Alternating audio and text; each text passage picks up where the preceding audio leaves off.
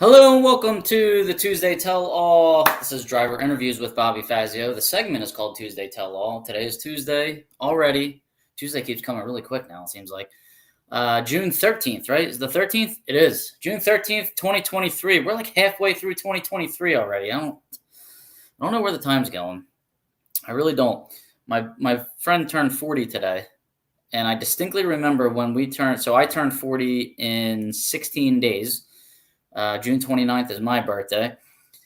But when I turned 40, he said to me, or when we turned 25, he said to me, dude, in 15 years, we're going to be 40. And we were like, oh, that's terrible. 15 years went by like that. Boom. For you young bucks out there, that's how fast 15 years goes. It just flies by. That's all I can tell you. That's all I can say. It flies by, just like the old people told us when we were growing up. Walt's here. He's in the building today. Walt, I feel like you missed last week. How are you? I'm glad you're here. PSPA, the Professional Stick Pullers Association, is in the building. That's Darien Houston Motorsports. Big Stick Shift Nationals. Stick Shift Nationals is what we're calling it. The biggest stick shift race in the country this weekend. Julian, North Carolina, right? Piedmont Dragway. $10,000 to win. Free entry. Darien Houston Motorsports. Do I have that right? Free entry. 8th mile stick shift drag racing, and they use the classic Gear Jammers rule set. Sounds amazing. And then on top of that, if you want to race, that's on Saturday. If you want to race, like do a gambler's race for $2,000 on Friday, I think $20, $10 to the track, $10 to the pot, $2,000 to win the gambler's race on Friday. I don't think that's stick shift only, but Saturday is for $10,000. Oh my goodness, do I wish my car was ready? This is killing me. But I will be there. I will be there doing interviews and getting some content. So can't wait. Here we go. You got that right. Great work covering the race at Lebanon Valley. Thank you, Steve Bruce. Thanks for watching it. Appreciate it. Tom Baker's in the house. What are you doing up, Tom? It's past your bedtime. Or it's probably way before your bedtime. Your bedtime's probably in about 6 or 7 hours. Good to see you, Tom. Pete Ducko is listening from Florida. Yes. Where that Fazio at? I'm here, Bobby. It's late, but I'm here. It's not that late. Come on, it's 9:03. It's 9:03, but I do have to get up at 3:30 in the morning. I got to travel for work tomorrow. So I don't know how late I can go tonight, but I'll probably still go late anyway. I got underwear. Stop it. You guys like my new hats are in. Anybody that wants some hats, let me know. We're getting to all that. I'm trying to just get to the comments. Dennis Chapman's in the house. Free entry, 10K. Free entry. Oh, this is amazing. Tom Baker, where you at? Hurry up. Throw a stick in that Trip and Fish car or the Duster. Everybody, come to my house. I got 2 Jericho transmissions. Hurry up and throw them in. I have a clutch or 2 also. Listening. Ennett Morris is listening. Mark Wilson's listening. Ennett Morris, how you doing, buddy? Tom's working. He's always working. Finally watching one live. All right, Rob, I'm glad you can. Piedmont Dragway is a nice facility. I've never been there, and I can't wait to check it out. Nick Ryder, there he is. He's listening. Anybody can Nick's using a line from some kind of movie or show that's before my time, I think. I can't remember which one it is. How you doing, Scott? I'm doing good. And you get up at 3:30 a.m. every day. I vote 8 p.m. Oh, God. Ugh. All right. Well, maybe we'll move it up to 8 p.m. But see, I have to work. I got to tutor kids, and 8 p.m. is prime tutoring time. Linda Jones-Barrett, how are you? Linda and Tim, congrats on your win. All right, guys. We got to get to some important stuff here. Driverinterviews.com. If you want to subscribe to the YouTube channel, I highly recommend it. It'll flash up. Just hit subscribe. We're past 3,000 subscribers, though. Last week, I was at 2,980, and I was like, come on, help me get to 3,000. Well, now we're at like 3,030. So we passed 3,000. We're getting at least 150 a month. I love it. 2 million. We're averaging 2 million YouTube impressions every 90 days in the analytics. I'm really trying to pay more attention to these YouTube analytics. But 2 million impressions, I never thought I would get 2 million impressions on anything. So obviously I'm impressing people, 2 million of them every 90 days, right? Right. But driverinterviews.com is my website. If you want to purchase some hats, if you want to purchase some shirts, go to driverinterviews.com. If you want to sponsor the show, $100 a month. Get your names all over this banner right here. Front end of every episode, front end of every driver interview. Okay. And the driver interviews are probably averaging about 5,000 to 7,000 views per interview. Some have 25, some have 50,000, some have 2,000. It really depends on, I guess, what the car is and how interesting the interview is. That's all I can say. But all that is done at driverinterviews.com, so check it out. Use the hashtag the car show. I've been putting that on my shirts from now on. They're on my business cards. I'm going to put it on my race cars whenever I get them back out there. And at Driver Interviews is the handle. So use that. Find me on Facebook, Instagram, and YouTube clearly. Right. I can't do this without Lupe Tortilla. Stan and Sheila Holt really helping me out this year, allowing me to do things like travel to races and cover them. So I appreciate their help. And if anybody's in the Houston, San Antonio, Dallas, Texas areas, go to Lupe Tortilla, check in, tag me in it. All right. We want to show them that they are getting somewhat of an ROI. All right. For being a local business very far from where I am stationed here. But, you all are down there. And definitely when I'm down there in Ennis, Texas for the Nationals, I will be hitting that up. So thank you, Lupe Tortilla. I can't do it without Drag Insights. Alicia, thank you. DragInsights.com. Check out your stats. Check out your opponent's stats. All you need is an email address to register. It's really that simple. Go in, hit register, put your email address in, and boom, submit. You'll get a username and password in the mail, and you're all set. Check it out. Check out the your opponent's stats. Check out the AHFS tracker. It'll tell you what you need to run to get your average back to safe territory again. So there's cool tools in there. We're gonna put ladders in there. I came up with a ladder program, 10 years ago, 11 years ago, that I was marketing and selling. And I'm going to put it in Drag Insight. Well, I'm going to have Alicia put it in Drag Insights. I don't know how to program, but that'll be in there also. Put in how many cars are showing up at your race, and there you go. Here's a blank ladder for you. I think it's going to be pretty cool. Can't do this without Rob Youngblood, advancedclutches.com. Check out Rob Youngblood. Hey, if you had a Rob Youngblood clutch in your car right now, you could go to this 10K stick shift race this weekend. So I think you're a fool if you're still driving an automatic, even though I've been driving an automatic all year this year. But sticks are way more fun. We all know that, right? Even the people that never drove one before probably know that. Don Kennedy Race Car Insurance. Cover your car, right? 602-284-6240 or 1donkennedy@gmail.com. Policies are not that much money, and we can't afford not to. There's been some questionable track prep at some of these events, questionable occurrences in the pits, right? That led to the disappearance of blinders, right? So if those racers were covered by Don Kennedy's race car insurance, who knows? Maybe we'd still have blinders right now. I don't know. Just saying, right? So give Don Kennedy a call. All the policies are written through Haggerty, as you can see right there in the screen. Haggerty. CP Carrillo Pistons. Thank you, CP, for supporting the show. Hit up Nick at cpcarrillo.com. 2 R's, 2 L's. Don't forget the hyphen. Tell them Bobby Fazio sent you. Tell all these sponsors that Bobby Fazio sent you, because this is where you are hearing about them, right? Total Seal Piston Rings. Now, I know you didn't hear about them from me, but if you want to tell them you did, that'd be great, and I'd really appreciate it. Lake Speed, Keith Jones, whoever else you talk to there. The only rings I've ever run, because it's like the only brand I've ever really known, and I just kind of have them on speed dial, along with CP Carrillo Pistons, right? Tell them Bobby Fazio sent you. Rock and Roll Engineering, PontiacEngines.com. That's Bruce Fulper's business out there in California. 428 Pontiac Master, and kind of like founder of the GT Superstock 428 Pontiac combination that people are running and running fast with. So thanks, Bruce Fulper, for your help as well. All right, guys, let's get to it. I know I missed a lot of comments there, so I want to get back to them. Linda Jones Barrett, yes, I think that's the comment I left off on. Nice to see you. Thanks for watching. Bill Marshall, how you doing, buddy? Thanks for joining us. It is 8 p.m., right, Ray? You're out of luck there, pal. It's 8 p.m. where Walt Walker is, right? It's 5 o'clock somewhere.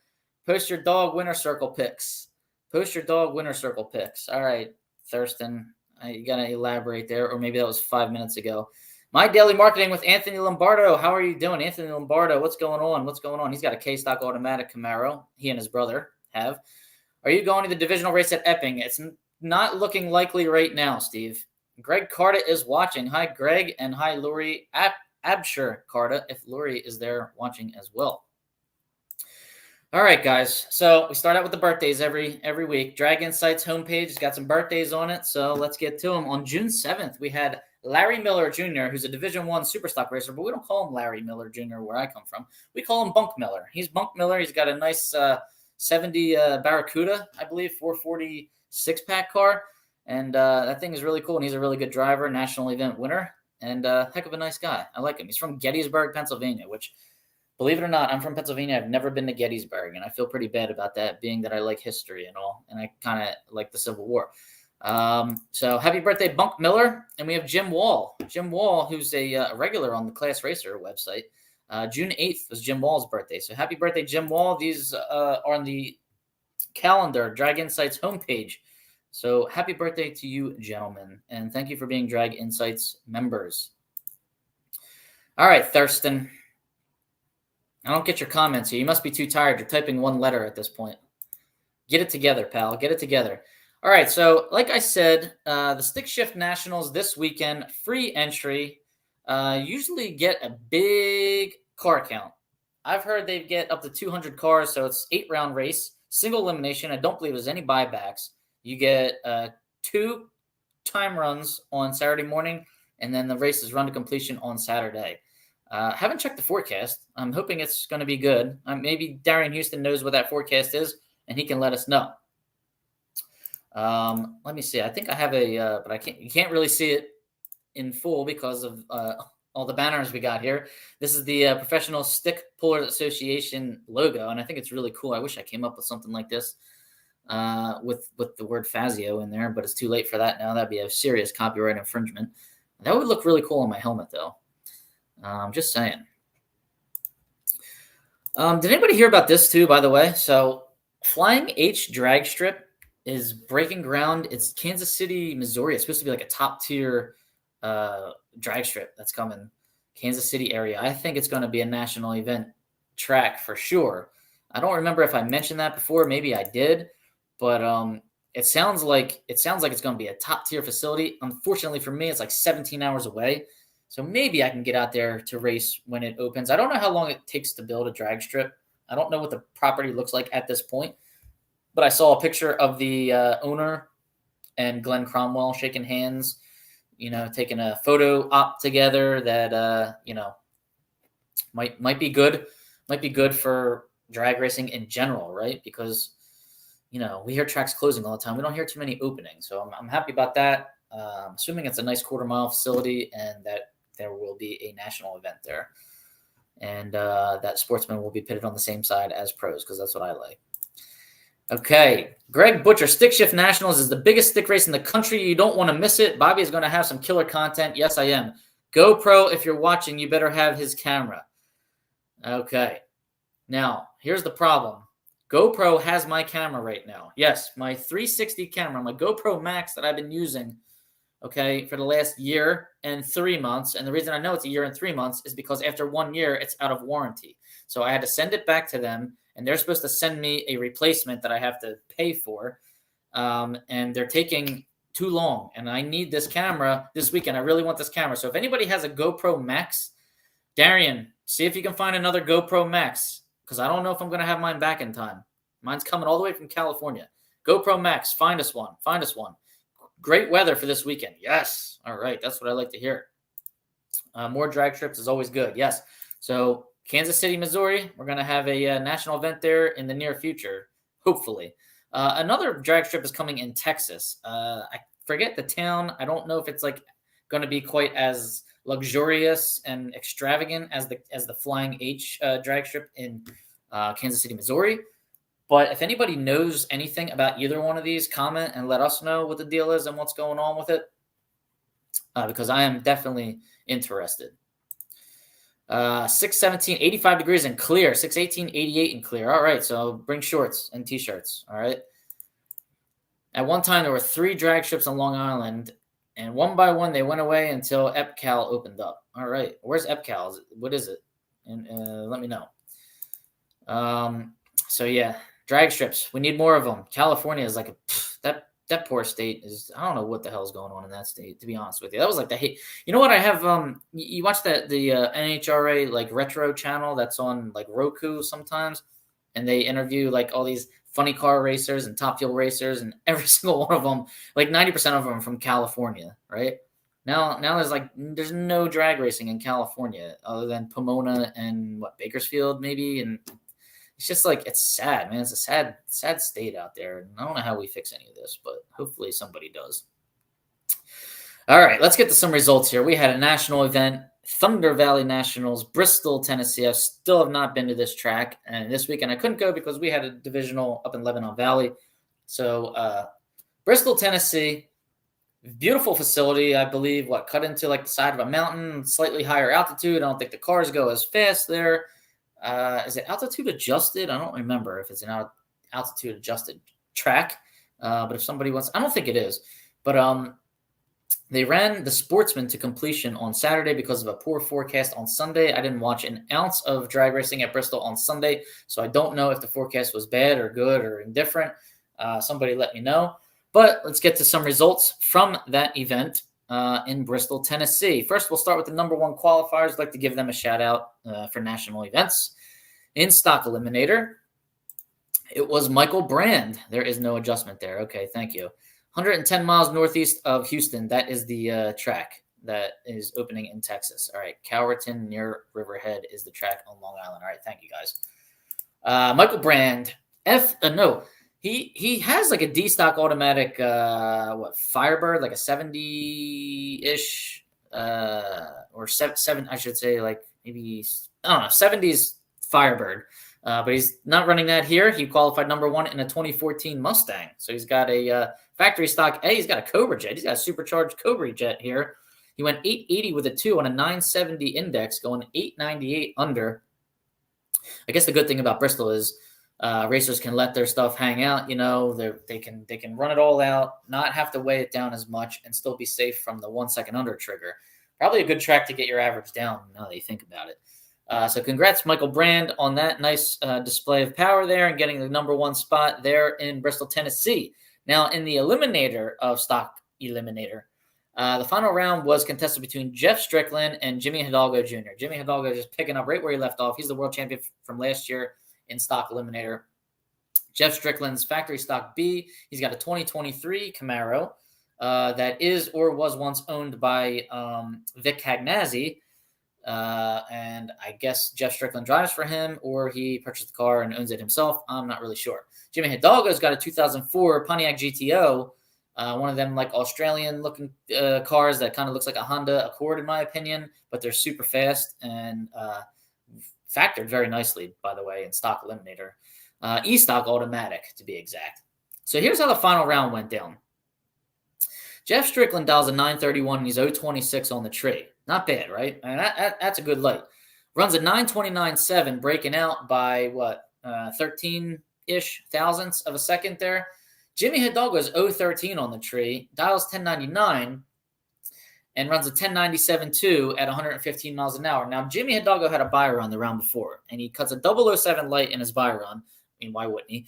And does, in my opinion, a spot drop to a 1097.6 there at 115-ish miles an hour. Okay, but comes around and dials at 1099. I think he does that same spot drop, or maybe spot dropped it a little bit earlier, but it didn't work out. He went at 1097. He broke out by 18 thou. So in the double breakout, Jeff Strickland gets the win because Jeff Strickland went too fast by 13 thousandths of a second, thereby getting the win by 5 thousandths of a second. So Jimmy Hidalgo took the stripe. I guess you could say he took a little bit too much stripe, which it still was a thin margin of stripe. I mean, it's got to be 200ths or less.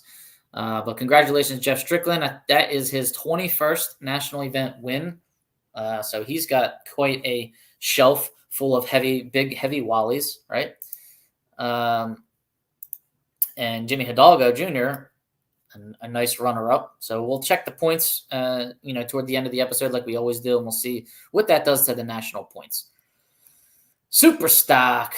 All right, number one qualifier, D1 guy, Troy Huntsberry, GTJ automatic. He's got an 87 Camaro. He's out of Hagerstown, Maryland. Qualified at 984.8 on the 1080 index. So he was 952 under. Pretty amazing that the super stock top qualifier was actually further under the index than the stock top qualifier. It doesn't really happen like that all that often, but now that everybody's playing index defense here, I guess we'll see it. It'll be kind of switching back and forth between stock and super stock because people are racing scared right now with these AHFS rules. So congrats, Troy Huntsberry, on your number one qualifier at the Thunder Valley Nationals. Super Stock Eliminator now was contested between Dan Fletcher, who's got over 100 national event wins and drives the most winningest car in all of NHRA. And it was contested between him and Monty Bogan. Okay, so Dan Fletcher's driving in the FGTG class with his 69 Camaro. Wow, he's got a factory, he's got a late model Copo engine in there, while Monty Bogan has a super stock B modified stock 92 Camaro with a hood scoop. Okay, so I don't know what kind of cubic inch Monty Bogan has right there. It's probably something pretty small and high winding. But in that final, and this was at nighttime, Dan Fletcher, 054 on the tree, dials a 984, breaks out by one thou, 983.9. Monty Bogan, though, dials a 922, 002 on the tree. This guy is not gun shy in final rounds. I'm pretty sure every final round he's been in this year, he's been like 00 or teens. So he is not afraid. He runs a 924.0 on a 922 dial-in. So even if Fletcher, I think, got there second and still broke out by one thou. So I think he was mathematically locked out there.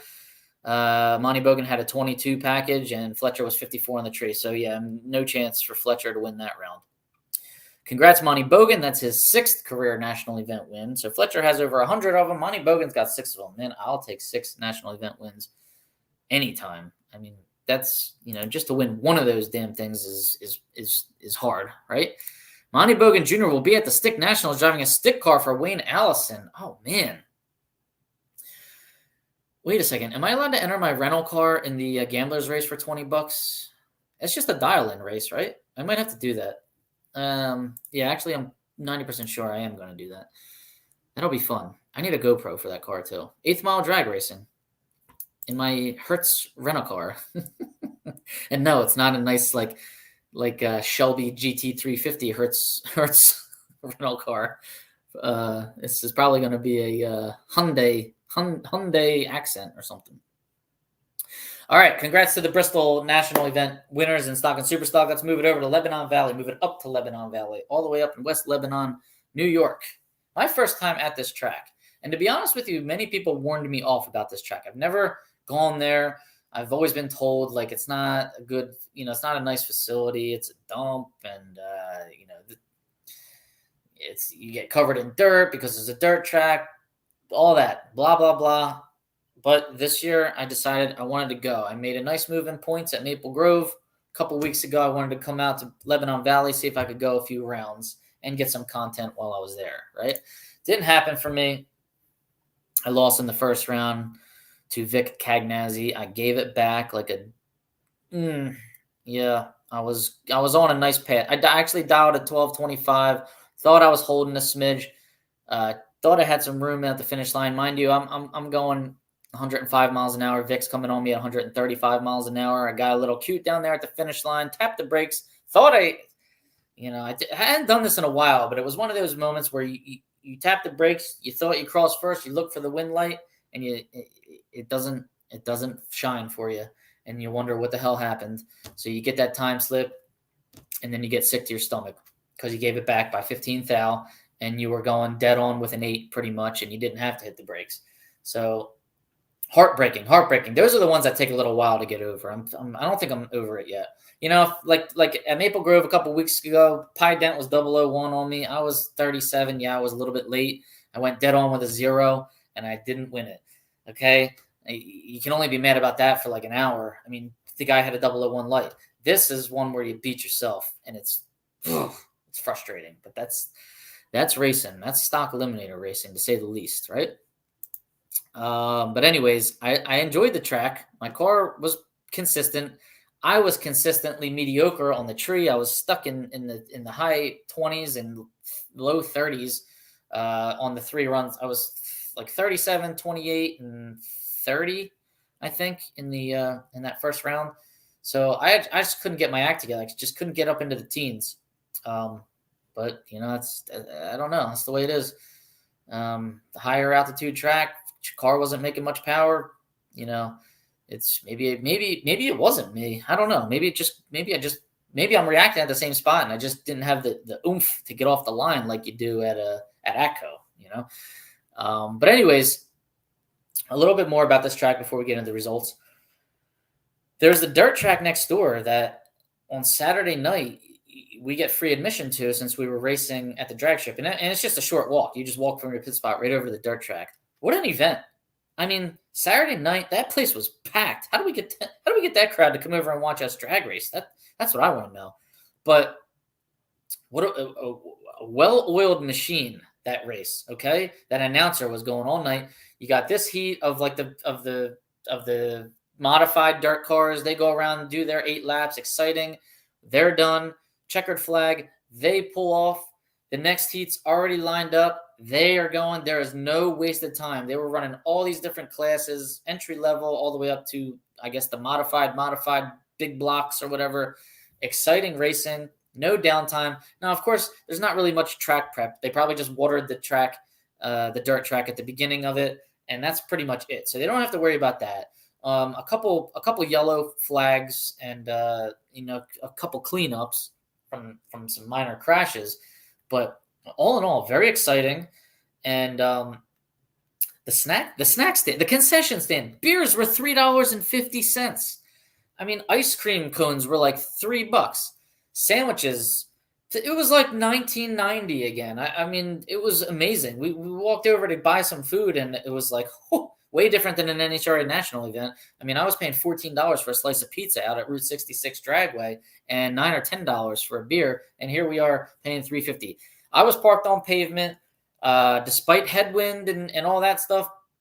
My car was dialed in. I really have no complaints with Lebanon Valley Dragway. I can't wait to go back next year, to be honest with you. It was a fun time, even though I lost in the first round, and I'm so heartbroken. But yeah, I'm all for going back there. So a lot of heavy hitters will be there. That's at the stick shift race. EPCAL is an 8th mile track. Lebanon Valley has character. I like that. There's also a river behind the starting line. But I was there on a good weekend too. And by the way, they say that their fries at Lebanon Valley, which are freshly made, they slice the potatoes up and put them right in the deep fryer, were voted best French fries in like that whole region out there. I don't know how big the region is or what the borderline is, but they were pretty good. All right. So Stock Eliminator, do the results, and then we'll get into some commentary here. Tim Barrett, one of our regulars on here, is not even, well, actually, no, I mean, he's here. He said hi. His wife said hi, Linda. Tim Barrett gets the win in Stock Eliminator. G-Stock automatic, 69 Camaro, does big wheelies. He put wheelie bars on it, which is depressing to me. But I guess it was for the best because he got the win here. He was up against Nick Barsamian in a C-Stock automatic 70 Chevelle, 402 cubic inch. Tim Barrett runs a 350 cubic inch in his 69 Camaro. Tim dialed 1122, cuts an 015 light in the final. Nice light, Tim. And ran 1125 with an 8. So he was three over his dial, and the reason for that being Nick Barsamian, who drove a hell of a race this weekend. He dialed 1075, but was 174 on the reaction timer. So you gave Tim a ton of room down there. Tim was able to basically coast across the finish line and get the win. Nick dialed at 1075 and broke out 1072 with a 4 going 122 miles an hour. And I still think he got there second and had to break out to do that. So congrats, Tim Barrett, on yet another divisional event win. I think Tim's got a couple divisionals under his belt now. Not sure if he's got a national event. So, Tim, if you're out there, let us know if you got a national event. There's Tim. He's using Linda's phone. Tim, do you have a national event win? I know that's at least 2 divisionals because you got that trifecta in Gainesville that time. Number 1 qualifier class winner and Baby Gators winner. I think that's where it was. So that's 2 or 3 divisionals for you. Congratulations. Now, super stock. Okay, if I was a betting man, if somebody forced me to pick who's going to win Lebanon Valley Superstock, this is the gentleman I would have picked, okay? Brian Warner, because he wins this race every year. In 1990, IROC Z, GTJ automatic, going up against Anthony Fetch, so a tall order in the final. And I'm sure Brian had a couple tall orders on the way to the final, but this guy just loves this track, and he wins here all the friggin' time. So he dialed 993, 021 on the reaction time, runs dead on with a 0, 993, 0 in the final, going 123 miles an hour. So dropping to a dead on 0. Oh my goodness.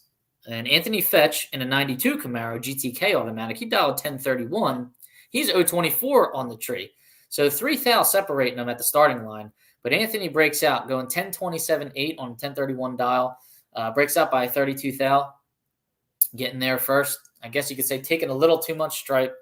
But it's hard when the other guy's dropping it. So, I mean, I can tell you firsthand, being the slow car, the guy's coming, and then boom, drops back, makes you look like an asshole, make it look like you took too much stripe, but that's really not the case, okay? So congrats, Brian Warner. Okay? Brian has won this event 3 years in a row now. His brother won it the year before that. One of them was, runner-up, hold on. They were both in the final in 2019, I think. I think they were... I don't know. Maybe one of them runner-up in 2019. I don't know if either one of them won it in 2018. And I know Brian won it in 2017. So in the last 6 years, Brian Warner has won this race at least 4 times, which is quite an accomplishment. So congrats, Brian Warner. You did go dead on 0 in the final, but you did not get the Drag Insights dead on money because that went to Jim Penta in stock and Louis Gill in super stock. Both these drivers, Jim Penta's got a factory stock C Copo, 2015 Copo.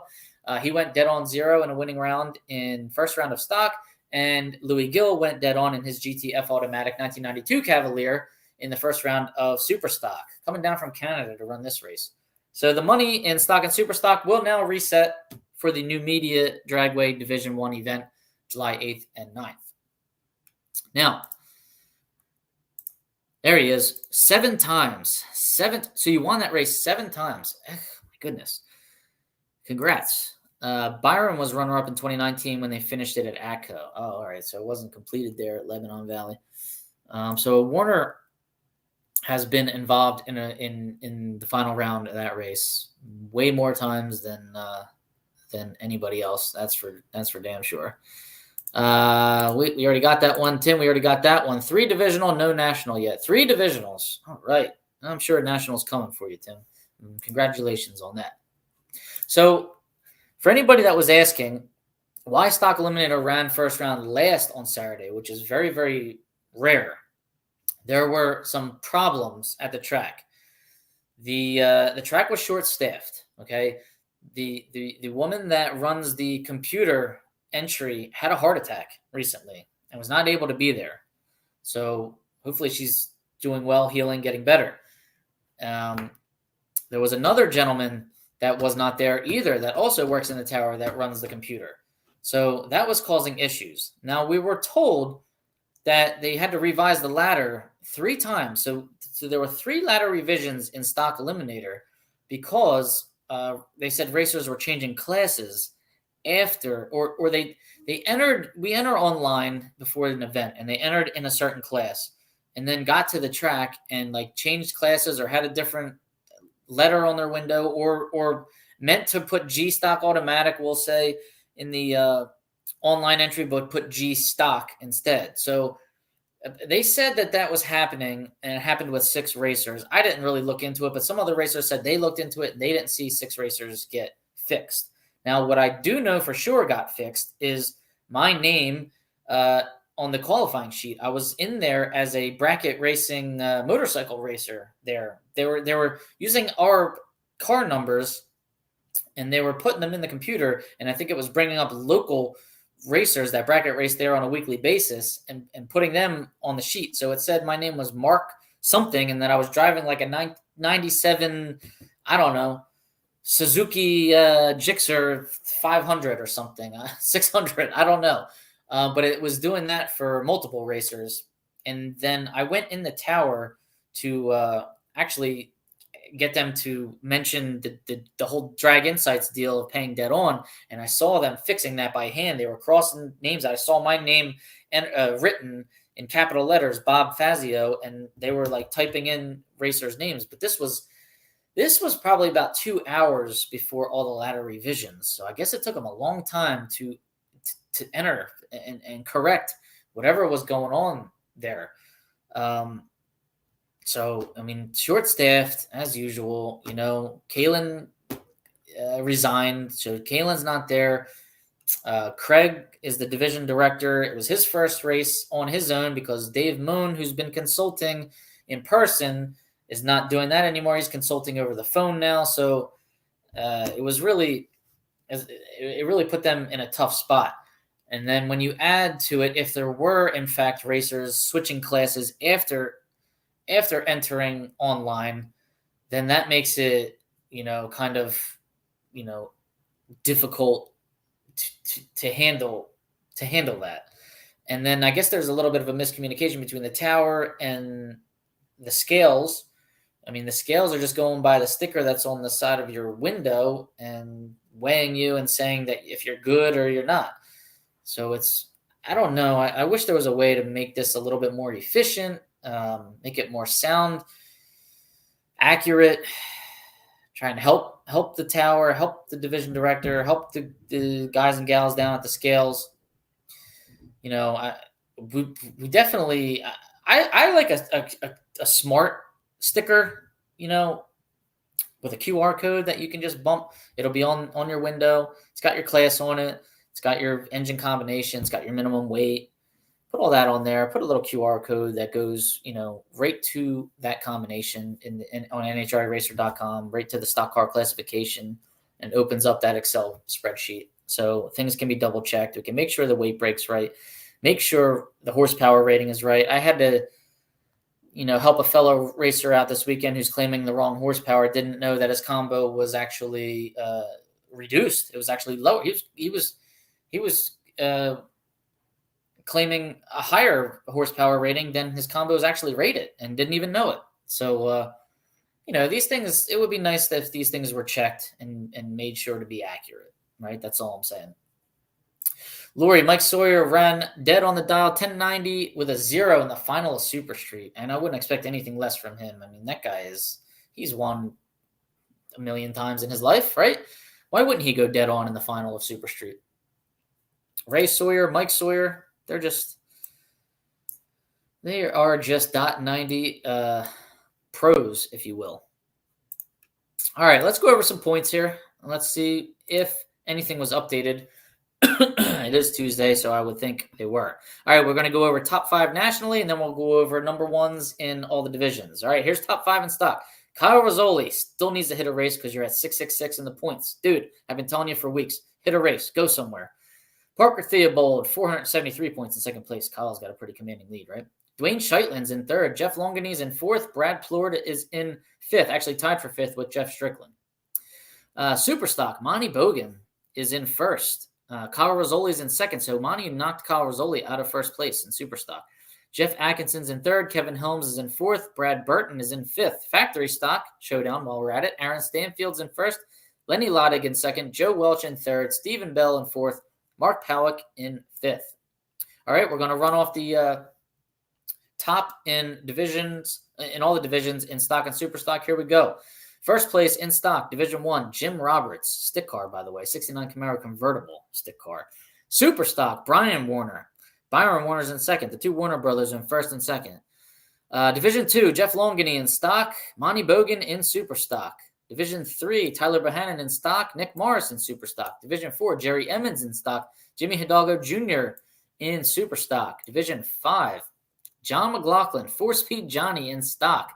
Stick car, by the way. Tony Hernandez is in second. Stick car, by the way. Super stock, Wyatt Wagner. Beautiful orange 68 Camaro. Division 6, Stock Eliminator, Brad Burton. Super stock, Jody Lang. Division 7, Kyle Rizzoli is winning in stock and super stock, Kyle Rizzoli. So those are your points leaders.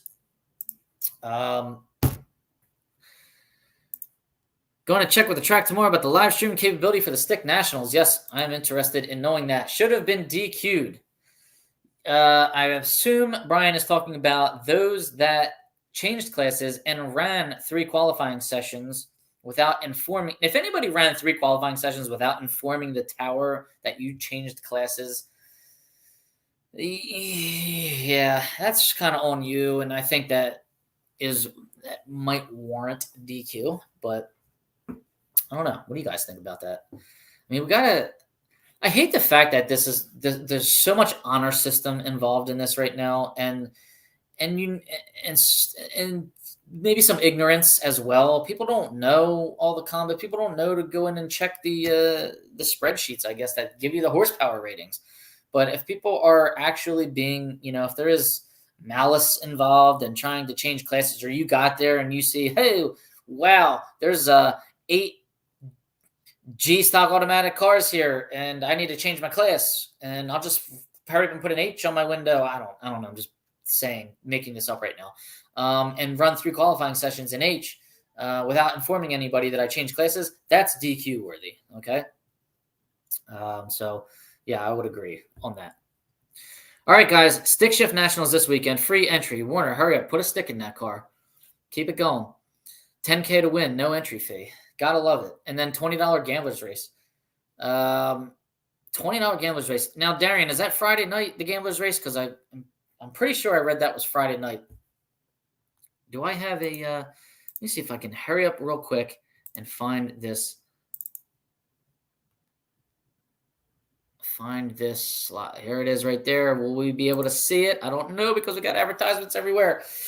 June 17th is all it says. Does it say anything about the Gamblers Race on there? Gamblers Race check-in. Hell yeah. Friday, June 16th. And the Gamblers Race starts at 6 p.m. One-time run, then race. Single elimination. Gate admission's $10.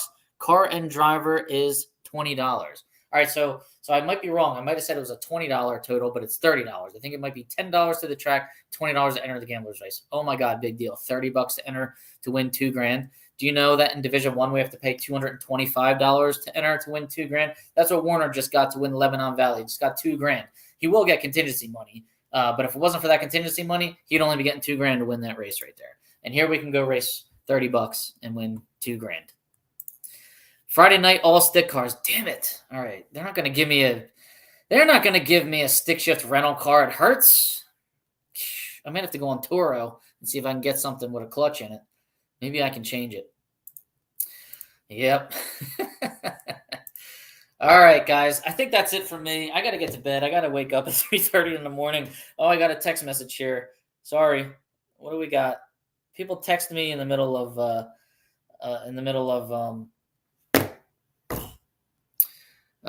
podcasts here, and I can't read my phone while I'm podcasting. Yes, I know. That's why I said without the contingency money, you would only gotten $2,000. But yeah, ATI, thank you, ATI. They sent me a check even for winning a national open. I got a $250 check from ATI for winning a national open. They pay $500 and $250 in Division I for win and runner up at a divisional. That's a nice chunk of change. Thank you, JC Beatty and ATI Performance.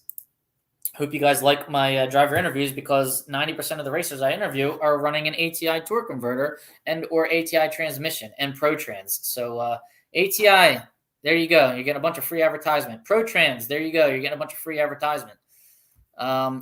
Donations on driverinterviews.com are welcome. Thank you very much. Thanks for the great info. Good show. All right. Thank you. I like it. Impressive. Impressive. Thank you, Walt. Walt, I'll see you soon, buddy. I guess it's in a couple months. Well, you should come up to the stick shift race. You got a clutch in something, don't you? Your car used to have a clutch in it, that one that you're driving right now, I'm pretty sure. Scott Cat, I'm glad you enjoyed the show. Thank you guys for joining. I really appreciate it. I'm glad that we're hitting 2 million impressions every 90 days. I can't believe it either. This Thursday, I will be putting up 2 mini interviews, we'll say. Okay, so I interviewed Joe Hertline and Gregory Gay, both super stock racers, in the staging lanes at Lebanon Valley this past weekend. And they weren't like short, little quick interviews like you would see in a lanes walk. They were both about 5-6 minutes long. I don't have any in-car footage, and I have footage of them going down the track. Unfortunately for Greg Gay, he did his burnout. As I was filming it, his car started leaking trans fluid and blowing out a lot of smoke. So they shut him down. He wasn't able to make the run. And I don't know if he got it fixed for first round. I can't remember.